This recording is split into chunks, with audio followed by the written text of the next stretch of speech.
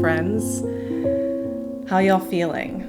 I know that I am feeling a little bit floaty at the moment, which feels really good to me being here right in the center of eclipse season, but also can make it interesting trying to express oneself in a clear and coherent manner. So I am sitting here today with so many ideas, so many feelings, so many concepts that I want to impart to anybody who wants to hang out with me and listen, and also feeling a little bit less grounded than I sometimes am. So I'm just putting that out there, and I think probably a lot of you can relate to that. And I'm also just really excited about this Taurus lunar eclipse. It's the second of two eclipses this eclipse season. We had the first over in Scorpio in October, and now we are rounding out our series of two with this Taurus lunar eclipse. It's happening on November 7th into the 8th. It's going to be a total lunar eclipse that is going to be visible in most of the US, I believe, as well as parts of Asia and Australia. Those of us in Northern Europe are not so lucky. We don't get to see any of it. But for those of you who get to see it, I hope you enjoy. I'm sure it's going to be so, so beautiful. I always love watching lunar eclipses. They are just transfixing, and just taking those hours to sit and watch it morph and change has always been one of my favorite things to do. So lucky you to get to go do that if you are in one of those areas of the world. And this particular Taurus lunar eclipse, it's given me so many gifts, because for those of you who are new here, one of my passions in my work is to really get to reframe and retell the way we work with things like eclipses, with energetics like Saturn, Uranus, retrogrades, all of these good things. And so this particular Taurus lunar eclipse has given me so much joy to explore and to prepare this conversation and to explore it with you. I can't even tell you how excited I am to talk about this today. I guess I'll just set the game board first. So let's talk about what's going on, what elements we have at play for this Taurus lunar eclipse. Like I said, this is the second of two eclipses.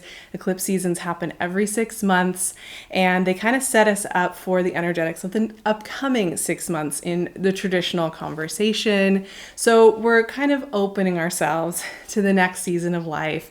And these are very rhythmic. They're an innate part of every single year. We have two eclipse seasons every single year. It happens every 6 months. So right there is a signal that we don't need to run our cortisol levels and our adrenaline levels at a high pitch in order to move through eclipse season. This particular eclipse, we're going to have Sun, Mercury, and Venus all pretty much conjunct in Scorpio, and they're going to be opposing the Moon and Uranus conjunct in Taurus, creating that full moon and creating the conditions for the total lunar eclipse. Now that whole situation is getting squared off by our friend Saturn in Aquarius. So fixed signs are lit up here, fellow fixed signs out there. And fixed sign energy, right, is about how we anchor things in and take things forward in the long run, how we sustain things. So these eclipses and this eclipse season that we're having during Scorpio season this year is so much about what we want to sustain, what feels sustaining and giving us life and presence in our lives. The nodes of destiny are also quite close to this total lunar eclipse. We've got the North Node in Taurus, the South Node in Scorpio, and that's what's also creating the conditions for the eclipses being in those signs. That's a whole other conversation. I can't get into the nodes of destiny in depth in this conversation. At some point, that would be fun to do. So here's the thing. We have a lot of symbolism here with the energy of Sun, Mercury, and Venus all in Scorpio of our storytelling. The symbolism of storytelling, of deep healing, of finding the storyteller within us, and what that storyteller is telling, what version of the story it's telling. Moon and Uranus conjunct in Taurus here is about seeing our story in new ways. It's also about the inherent nature of change and how our relationship with that inherent nature of change feels in our lives at this time. The square here for me with Saturn is all about anchoring in that energy and understanding it. And there's going to be a lot of messaging that a lot of you will probably run across on the internet when it comes to this eclipse that's going to be quite dramatic about the final standoff, the ultimate challenge. You're being forced to confront something, right? That's the popular way to talk about eclipses. It's very enticing. It's like watching Maury, when you had a sick day as a kid in the US, you would sit on the couch and watch these weird talk shows that they produced, which weren't healthy, by the way. I think we all knew that. But to me, it always feels like that when I hear descriptions of eclipse season. It's kind of like we're replicating a lot of trauma and a lot of pain in our lives the way we talk about these things. So that's why it matters that we tell a story about the way we connect with the eclipse in a meaningful way. So this gets me to the core message. Now that I'm kind of set up, here's all the things.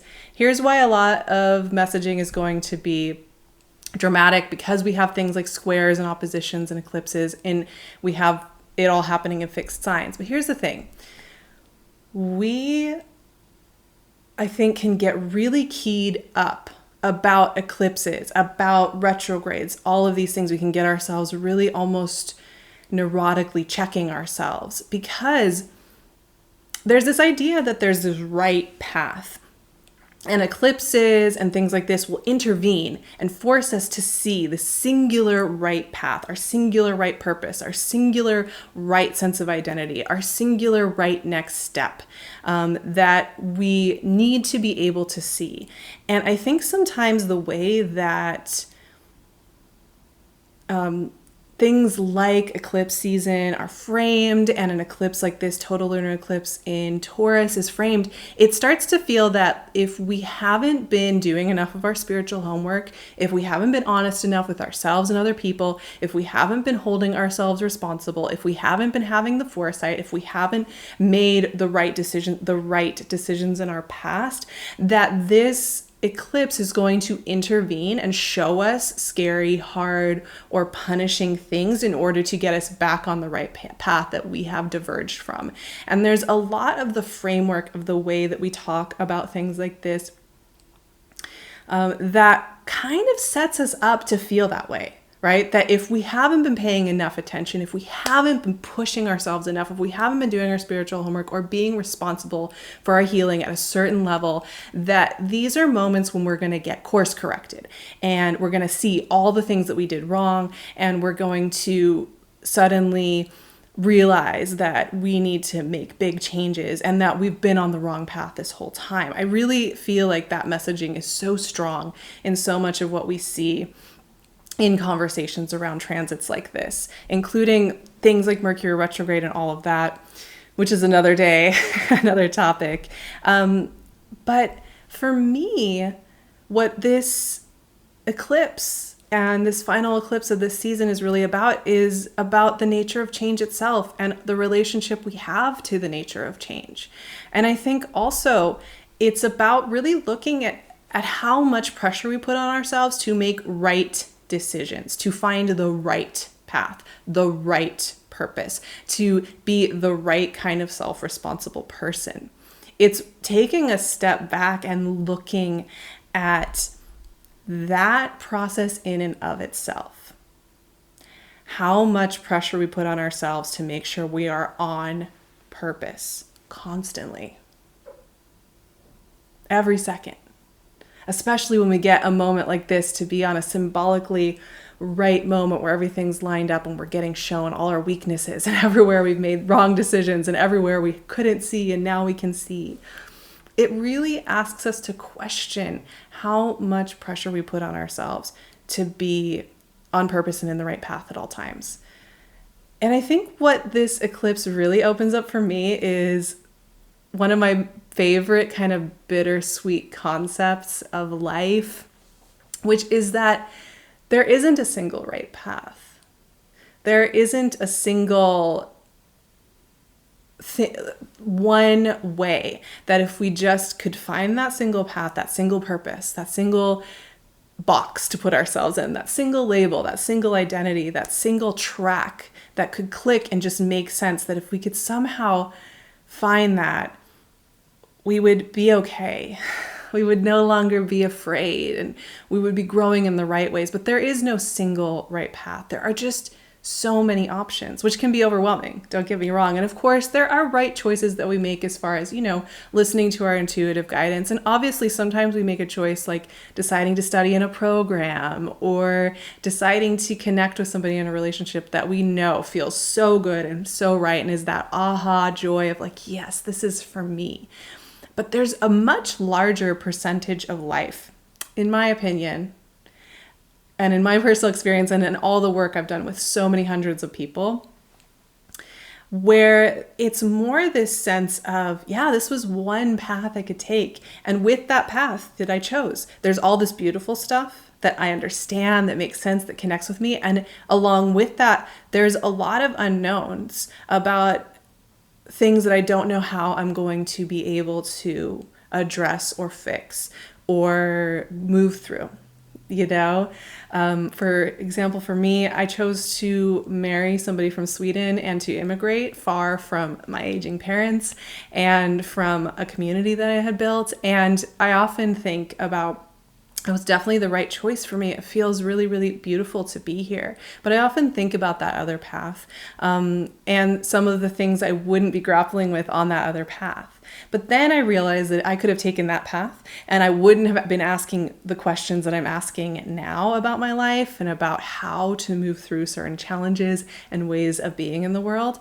But I would also be asking other questions, right? And then there's a piece that comes with understanding that there is no singular perfect right path, and that part of this whole journey is going to be welcoming that sense that everything's unfolding, and there are many ways we can move down the path. There are many paths that we can take on the path, and it isn't a question of us being constantly on our game with our spiritual homework, with who we are, with being aware, with always being good with our intuition and always listening to it and always being on top of it and perfect about these things, right? And there's no punishment that comes from feeling a little lost or unsure or not knowing if there is a right or a wrong path for you, not really being clear on what you want that path to be. And I think this is why conversations around a total lunar eclipse like this are so important, because the traditional narrative is going to tell you that there is a right path and that this is going to kind of chiropractically adjust you to get back on it. And instead, what I'm hoping for you for this Taurus lunar eclipse is that you feel more at peace with the choices you have made and who you have been in the past, as well as knowing that even when we are completely in lockstep with a life path that we feel is really good for us. We're doing work that maybe feels really beautiful. We might be in a location, relationships, circumstances that feel like, generally this is mine. This is where I want to be. Even when we're in those moments in our lives, there's still unknowing. There's still moments of not feeling connected to our intuition. There's still moments of wondering if I had taken that other path or if I had made a slightly different choice, what would have happened? That is going to always be there. So we no longer need to try to elude that experience or try to control ourselves out of it or try to feel that eclipse seasons or retrogrades or any other aspects are here to kind of slap us and discipline us and show us how we have been failing in our choices and in our ideas of who we are. I do think there's also, during this total lunar eclipse in Taurus, an opportunity to also check in with our own innate rhythm, because that rhythm is not going to look like anybody else's. It's going to work in its own time. It's going to feel its own unique way, and many of us will be able to share in that, right? A lot of us have very universal feelings of grief, of unknowing, of excitement, of confusion, all sorts of things. But at the same time, this is an eclipse that I think is helping to reveal, right? It's squares and oppositions and all this energy. It's helping to reveal and give ourselves a moment to really witness our own innate life rhythm and that isn't going to look like some perfect, correct path. It just isn't. So we can take the pressure off. Doesn't that feel so good? It like could make me cry thinking about this. I'm shuffling my cards here. Let's see what wants to join us. The 10 of Wands. Yeah. The burdens. All that right path stuff, right? Carrying all the weight of expecting ourselves to be on it constantly. And if, maybe we've amassed a lot of skills, mastery of a certain skill set, a certain identity, a certain way of moving through the world, and it's that kind of sunken cost fallacy that we just have to keep doing that same thing, that we have to keep holding onto that same path because it was the right path and we're not allowed to choose, and we'll be making the wrong decision if we're changing, right? It's like all those pressure voices. Those are what we're examining here. I feel like we're kind of stepping one step out of where we normally go when we're thinking about an eclipse, which is like, I'm feeling this crazy energy that's pulling me all around. But if we step slightly behind that, we'll see that partially that's the voice that feels like there is a right and a wrong. In the sense of, should I go to dinner or not go to dinner? There's a right answer in there, and I just have to find what it is. That black and white thinking that we develop when we are younger children, actually, to try and navigate the adult world. And that quickly, as we get into adulthood, we realize that things work much more in a spectrum and in a very nuanced, flowing way, right? So this is all just about taking a breath. I'm going to pull one more card. And Judgment. Our good old friend Judgment, which I love. This is the number 20 in the Major Arcana. So it's right at the end of our journey with the Major Arcana, right before we hit the World card. Judgment is about releasing judgment. It's about releasing expectations of the past. So what I'm really noticing with the cards here is a releasing of judgment of our past selves, of the choices we've made leading up to this season, the choices we made early this year or in past seasons of our lives.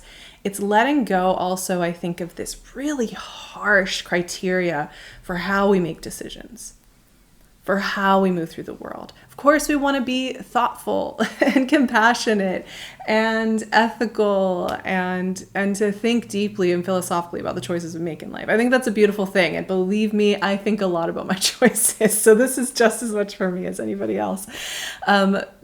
Of course, we want to make choices that are responsible and care for our communities and ourselves and those around us. But there's this sense that we can let go of trying to define ourselves so harshly all the time. We can let go of the pressure, the crushing pressure to always find the right solution all the time.